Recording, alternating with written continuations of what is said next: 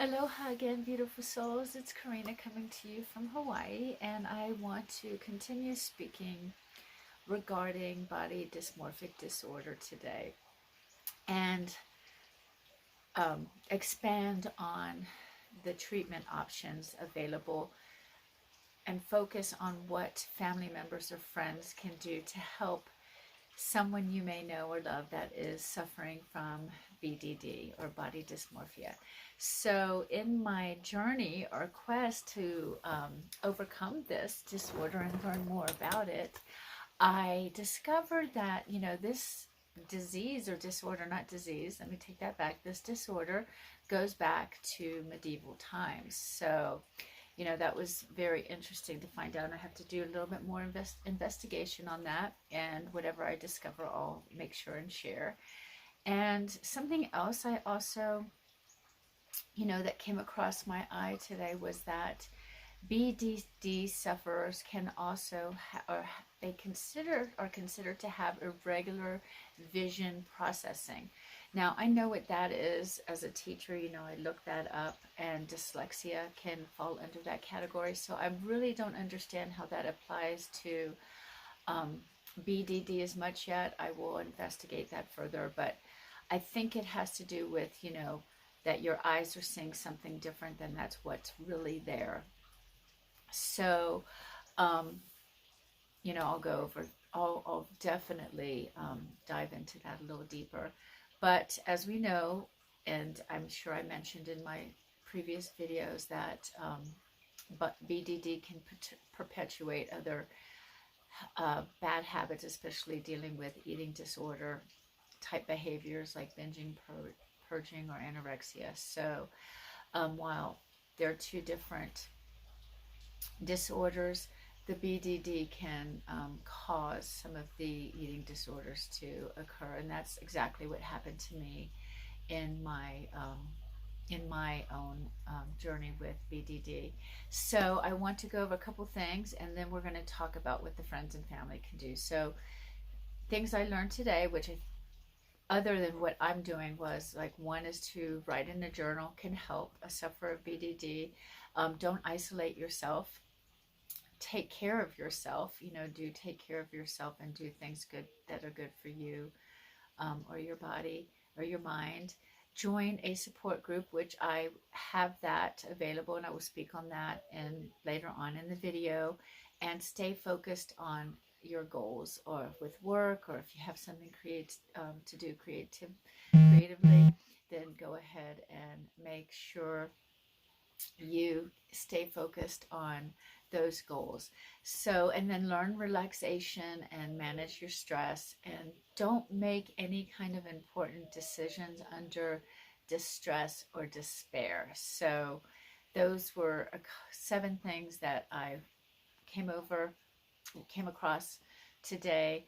But the focus of today's video is going to be, on how family and friends can help you. And before we get started on that, I will cut to my intro with some more beautiful images of Hawaii. And if you want to go ahead and skip all that and go to the timestamp in my description, which I will put a link that takes you directly to how friends and family can help. But I'll be right back.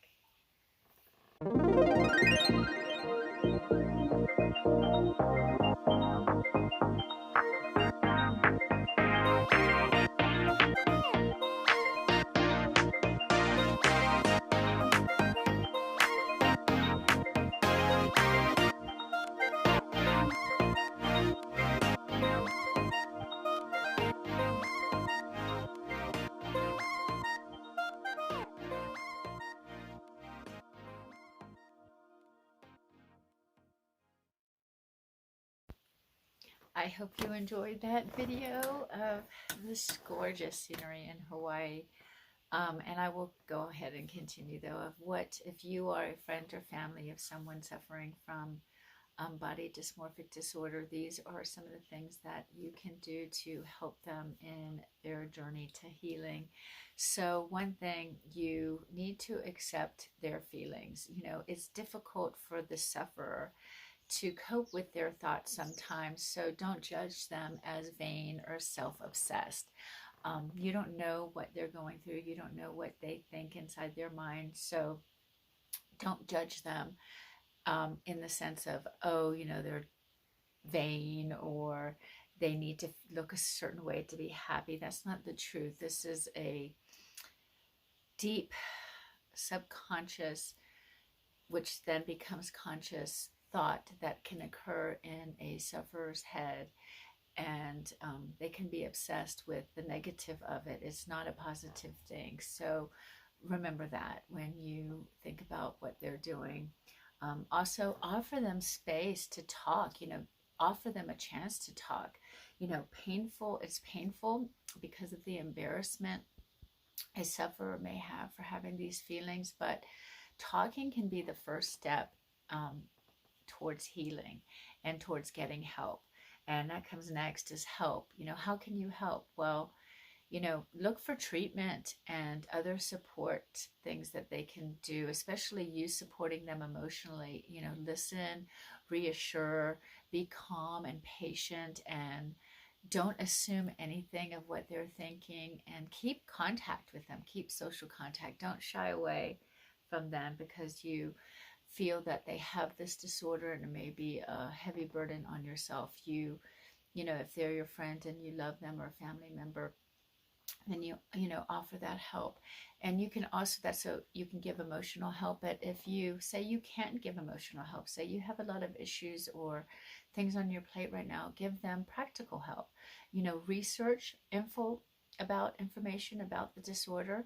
And if they have a doctor's appointment, you can write down questions, you know, sit with them and talk about some things that they can ask the doctor. Write down these questions. You can organize their notes that they have on it, or any prescriptions they may be taking, something, you know, that they could take to the doctor with them. And you can also, if you can't do those things, offer to, you know, get a ride there, or to sit in the waiting room there and stay there with them, or babysit, or, you know, do any other chore that you could do to kind of help them out while they're going through this. And then especially learn more yourself about this person that you love or care for deeply is having. So learn more about the problem.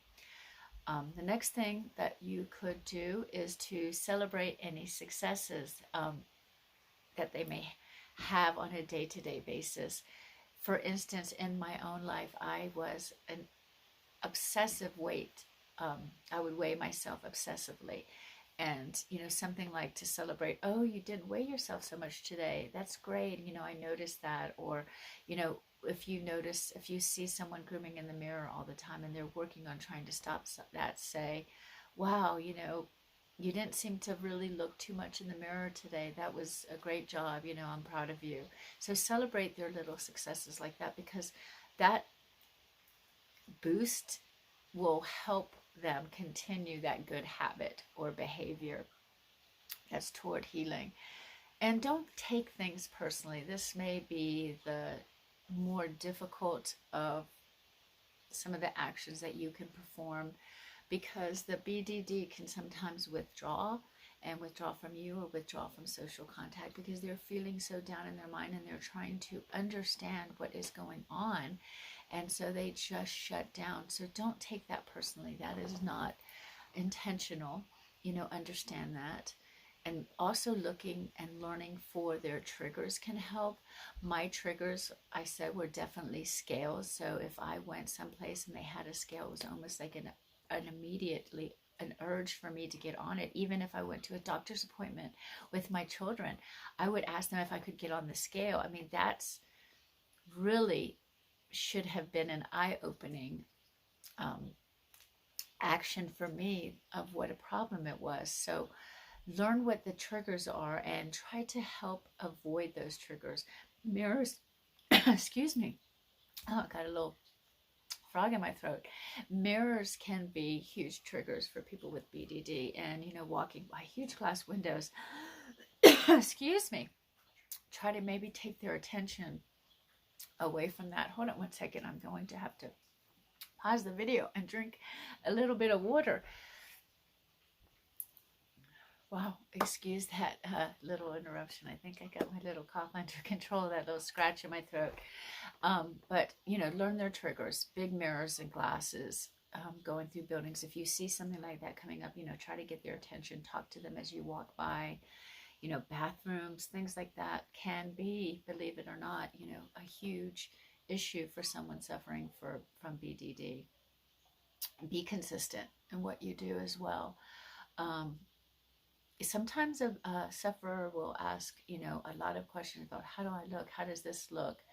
So when they ask for that reassurance, don't debate them, kind of just understand them and, offer just your quick answer.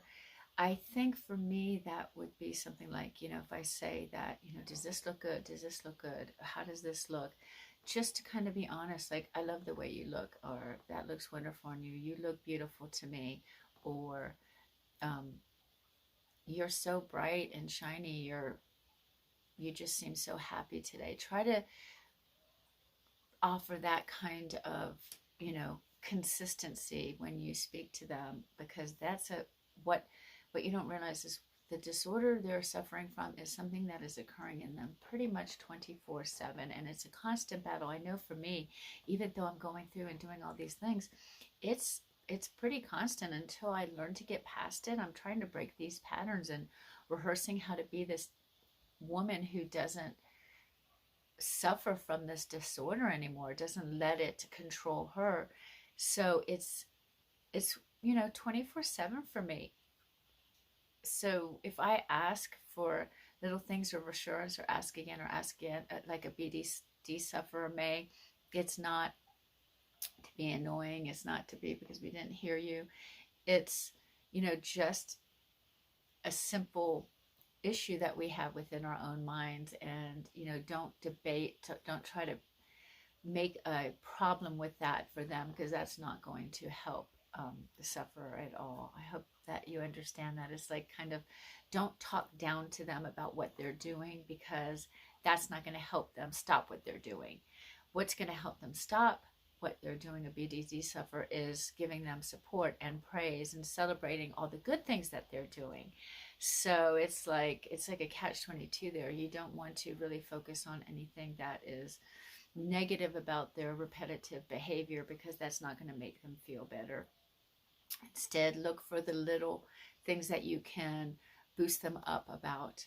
And, that goes into the next point of what you can do to assist them, is to boost their confidence and be authentic. That's, sometimes that's hard. You want to just say, oh, you look great. A BDD sufferer doesn't feel that. So when it comes to them in a false, just to boost, they can kind of sense it. At least I could always sense when praise wasn't authentic. So praise authentically, and it doesn't have to be praise on anything regarding the BDD at all. It could be praise for anything else in their life besides that. That's going to help. So to boost their confidence in other areas of their lives. And finally, get support for yourself. Okay, I'm going to give some support. The website right now, it's bddfoundation.org, and I will put it in the description as well. They have support for family members and friends of BDD sufferers, as well as for the BDD sufferer themselves. And I just actually, based in the UK, and I haven't found anything. It was, I guess, in my searches. I still need to look, and I will make a whole video on where support is available and offered in the US as well as I come to it. And I looked at something on Hawaii today, but it didn't give me a whole lot of information. In some other mental health groups, this bddfoundation.org really had some great insight and some great assistance for both the sufferer and family or friends. And I guess that's it for today. Oh, we'll stop. And I want to talk about the don't do. And I just kind of wrote these down as a side note. So don't force communication or force help. Now, yes, if it's an emergency, if you hear suicidal thoughts or suicidal tendencies, that's a different story. You want to, you know, get rolling with the assistance on those types of thoughts or feelings, that if you're hearing those occurrences come up in conversations, then yes, you want to, you know, really force the help if it's an emergency. And don't see a doctor for them. That is not going to make them feel better. That's not going to help at all. So you have to be patient. Okay, if they don't want help, be patient. Continue to offer emotional support and reassurance that they can get through this, and let them know that you'll be there when they're ready. So these are suggestions I hope will help you if you know someone that is suffering from BDD. I'm trying to learn everything about this disorder, from what I can do to what others can do, because the more I know and understand it and what um, helps, then I'm better able to help myself. So I hope this video finds you happy, and if you suffer from BDD, I hope you're getting strength each day, trying to do some things daily to, you know, just lift yourself out of the situation. I've been doing a lot of mind thinking of why this is occurring and what is happening, and thinking about control, what control that I actually have over my body and my heart and what happens in my life. And it's, you know, it's really been a wonderful, I said this in the last video, a wonderful journey to finally address this issue within myself and know that I am on the path to, I guess you would say, recovery, although I don't know if you can recover from a disorder. It's just something you get past and, you know, move to the other side. That's what I mean by it. And I guess recover from this thought, you know, discover who I am again and what I'm capable of. And I want the same thing for you. And I know you can do this because I'm doing it. And I'm just a woman too. I'm a middle-aged woman who is going through a divorce and living on a small fixed income and learning about herself daily and fighting something like this, which is a pretty big deal. And, you know, I have to remind myself how far I'm coming each day, and to remind myself to be patient, and that I'm doing everything I need to do to make things better, and just take comfort in that. And that's what I do. And, you know, as I end every video, I want to remind you, you know, if you are searching for help in any kind of mental situation, it starts with love and kindness and generosity. Those ideals, those thoughts, those behaviors, those actions, those words, the things you can say or do for yourself and for others that deal with love, kindness, and generosity, just makes such a positive difference in your life and in the lives of others around you. So that is a great place to start.